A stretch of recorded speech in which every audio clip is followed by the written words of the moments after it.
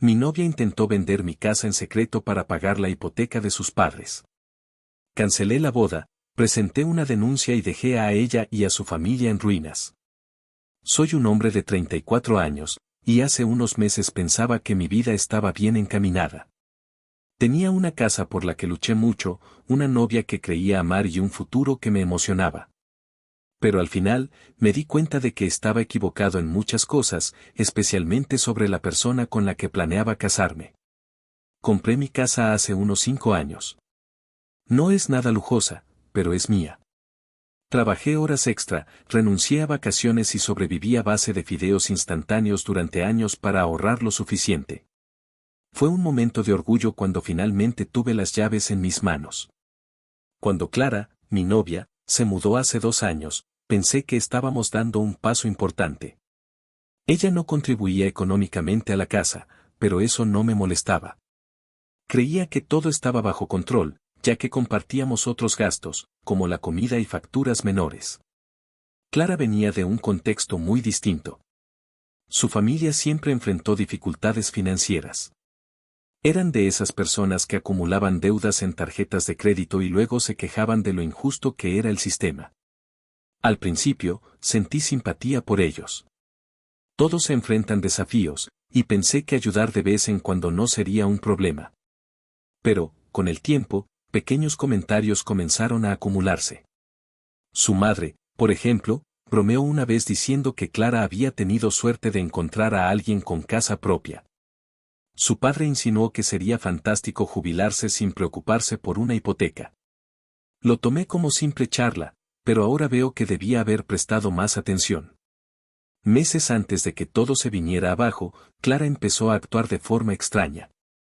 Pasaba mucho tiempo al teléfono.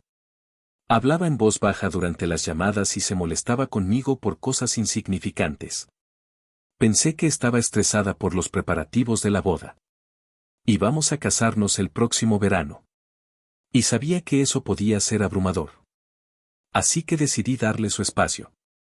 Pensando que era lo mejor. Hasta que un día recibí un paquete extraño por correo. Venía de una inmobiliaria e incluía detalles sobre la venta de mi casa.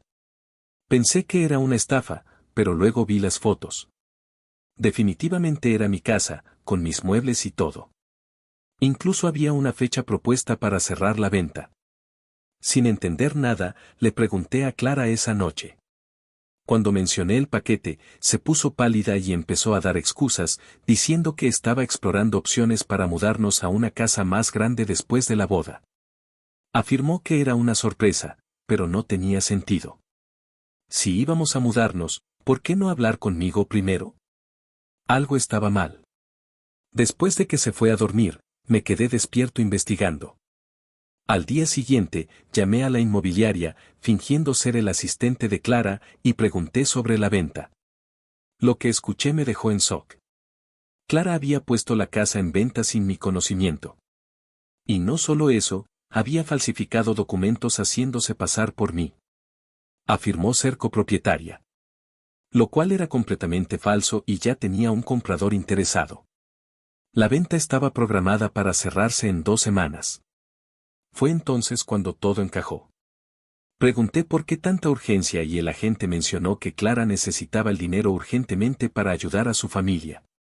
Cuando escuché las palabras del agente inmobiliario, sentí como si el suelo desapareciera bajo mis pies. Sofía, la mujer con la que planeaba pasar el resto de mi vida, la persona en la que confiaba ciegamente. Estaba tramando vender la única cosa que realmente había logrado con mi esfuerzo, mi casa y todo esto para beneficiar a su familia. No era solo la traición lo que dolía. Era la frialdad y la falta de respeto hacia mí. Era como si yo solo fuera un medio para alcanzar sus objetivos. Esa noche, Sofía volvió a casa como si nada hubiera pasado. Sonriendo, me preguntó cómo había estado mi día y por un momento consideré confrontarla ahí mismo, pero respiré profundo y decidí que necesitaba un plan. Ella no sabía que yo ya estaba al tanto de todo y esa ventaja era crucial. Tenía que actuar con precaución porque una mujer capaz de falsificar documentos y engañar a una agencia inmobiliaria era capaz de cualquier cosa. En los días siguientes continué actuando con normalidad, aunque por dentro estaba ardiendo de rabia. Cada sonrisa, cada gesto cariñoso suyo me parecía una burla. Comencé a reunir todas las pruebas posibles. Fui personalmente a la inmobiliaria y pedí copias de los documentos que ella había falsificado, además de sacar fotos de todo. Luego, consulté a un abogado para entender mis opciones legales. Su reacción fue inmediata. Sofía había cometido un delito grave y tenía un caso sólido contra ella.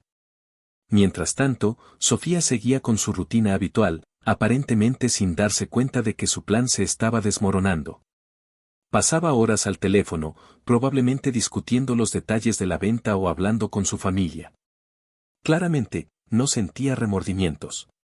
Incluso escuché una conversación con su madre donde decía algo como: «Todo va a salir bien. Confía en mí. Él no se va a enterar de nada». La rabia que sentí en ese momento fue casi insoportable, pero me contuve. Quería que ella creyera que tenía el control hasta el último segundo. Finalmente, llegó el día en que estaba listo para actuar. Carla había salido a una reunión con el agente inmobiliario y aproveché para cambiar la cerradura de la casa. La llamé mientras lo hacía, fingiendo que todo estaba normal, preguntándole qué quería para cenar. Ella respondió con su voz más dulce, diciendo que tenía antojo de sushi. Me reí por dentro.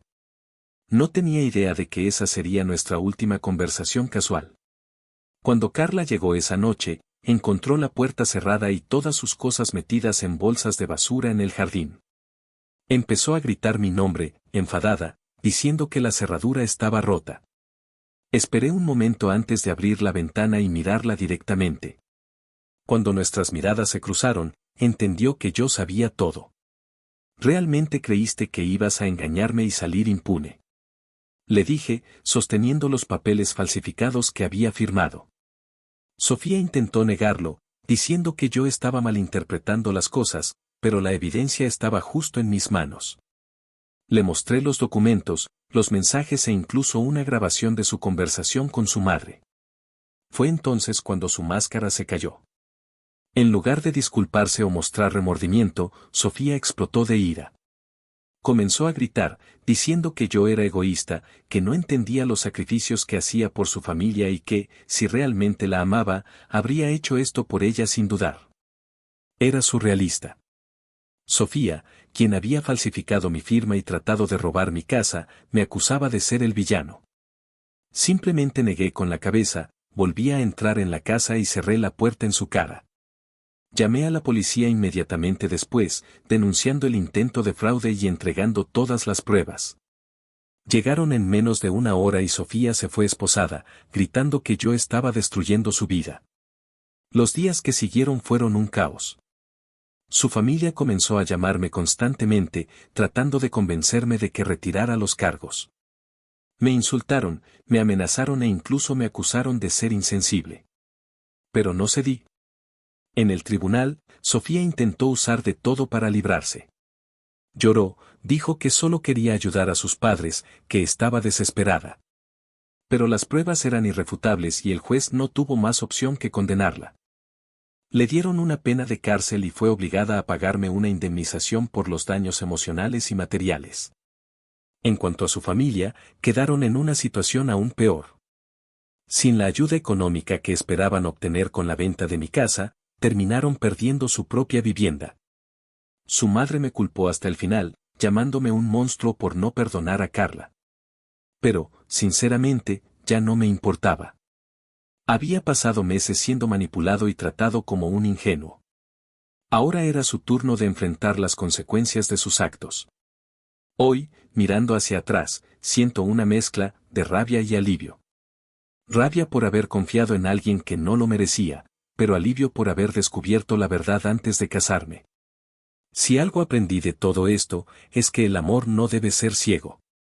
La confianza se construye, pero también puede destruirse en un instante. ¿Y Carla? Bueno, ella terminó exactamente donde debía, enfrentándose a las consecuencias de su avaricia. Después de todo lo que sucedió, siento que mi vida finalmente volvió a encaminarse. Aunque no sin cicatrices. Todavía recuerdo la mezcla de emociones que experimenté al descubrir lo que Carla intentó hacer. A veces, esos recuerdos me golpean como un puñetazo inesperado en el estómago, pero aprendí a lidiar con ellos. Lo que ella hizo no fue solo una traición, fue una muestra clara de quién era realmente. Ahora, con todo terminado, puedo reflexionar sobre los acontecimientos con claridad. Lo más importante, con firmeza. Después de su condena, Carla pasó un tiempo en prisión. Supe, a través de terceros, que intentó reducir su pena alegando arrepentimiento y diciendo que solo actuó desesperada por ayudar a su familia. Pero quien conoce los detalles, y yo los conozco mejor que nadie, sabe que esa historia es una completa mentira. No fue desesperación, fue avaricia. No fue amor por su familia, fue egoísmo puro. No dudó en usarme como un medio para alcanzar sus objetivos, sin importar el impacto que eso tendría en mi vida. Sus padres también enfrentaron el destino que, sinceramente, creo que merecían. Durante años vivieron más allá de sus posibilidades, gastando más de lo que ganaban, acumulando deudas y esperando que alguien viniera a rescatarlos. Cuando Carla perdió su libertad y no pudo llevar a cabo su plan, ellos se quedaron sin opciones.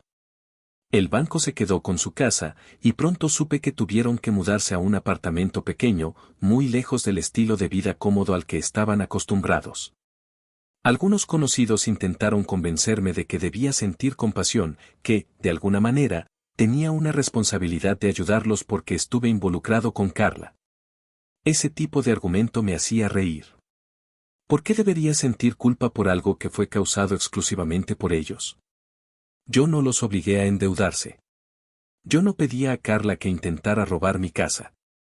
Ellos cavaron su propio hoyo, y no tengo ninguna obligación de sacarlos de él. Después de que perdí todo contacto con Carla, supe que intentó comunicarse conmigo otra vez, escribiéndome una carta desde la prisión. Algunos amigos insistieron en que la leyera, diciendo que podría ayudarme a cerrar el capítulo. ¿Cerrar el capítulo? Yo ya tenía todo lo que necesitaba para dar por terminada esta historia. No había nada que ella pudiera decirme que justificara o borrara lo que hizo. Rompí la carta sin siquiera abrirla. No quería escuchar excusas vacías o justificaciones manipuladoras. Cualquier intento de arrepentimiento de su parte no era más que otra estrategia egoísta. Sus padres, por otro lado, no dejaron de culparme. De alguna manera, en sus mentes, yo era el villano de la historia por no haber perdido. Permitir que Sofía me robara. Algunas de las cosas que llegaron a decirme eran absurdas, como, tú tenías los medios para ayudarnos, pero elegiste dejarnos caer o Sofía solo quería proteger a su familia. No entiendes lo que es el verdadero amor. Al principio, estas palabras me enfurecían, pero con el tiempo simplemente dejé de preocuparme. Revelaban la misma mentalidad que los había llevado a esta situación en primer lugar. Para ellos, el mundo siempre tenía la culpa, nunca sus propias elecciones. Hoy, miro mi casa y siento una mezcla de orgullo y alivio. Por un lado, es un símbolo de lo que logré con mi trabajo duro, de lo que luché tanto por proteger. Por otro lado, es un recordatorio de cómo mi ingenuidad casi me cuesta todo lo que construí. Aprendí de la manera más difícil que confiar ciegamente en alguien, incluso en quien amas, puede ser peligroso. Ya no soy el mismo hombre que era antes de esta experiencia. Hoy valoro mi independencia y soy mucho más cauteloso con las personas a las que dejo acercarse a mí. En cuanto a Carla, espero sinceramente que enfrente las consecuencias de sus actos por mucho tiempo. No le deseo éxito ni que encuentre redención fácilmente. Intentó destruir mi vida por avaricia y egoísmo. Y eso no puede ser olvidado. Espero que cada día sea un recordatorio para ella de lo que hizo, de lo que perdió y de cómo sus acciones no solo me dañaron a mí, sino también a ella misma y a su familia. Sus padres, creo, finalmente tuvieron que enfrentarse a la realidad. Estaban acostumbrados a vivir aprovechándose de los demás, esperando que el mundo resolviera sus problemas. Cuando eso no sucedió, tuvieron que afrontar las consecuencias de años de malas decisiones. No siento pena por ellos. Cada uno cosecha lo que siembra, y ellos sembraron irresponsabilidad y avaricia durante toda su vida. ¿Y tú? Bueno, sigo adelante. Me enfoco en mi trabajo, en mis proyectos y en mí mismo. Hice mejoras en la casa y sigo invirtiendo en ella porque es más que un lugar donde vivo. Es el símbolo de mi lucha, mi libertad y mi victoria sobre quienes intentaron derribarme. Si hay algo que aprendí de todo esto, es que mi esfuerzo vale más que cualquier promesa vacía o relación tóxica. Luché por esta casa y sigue siendo mía, algo que nadie, especialmente alguien como Carla, podrá quitarme jamás.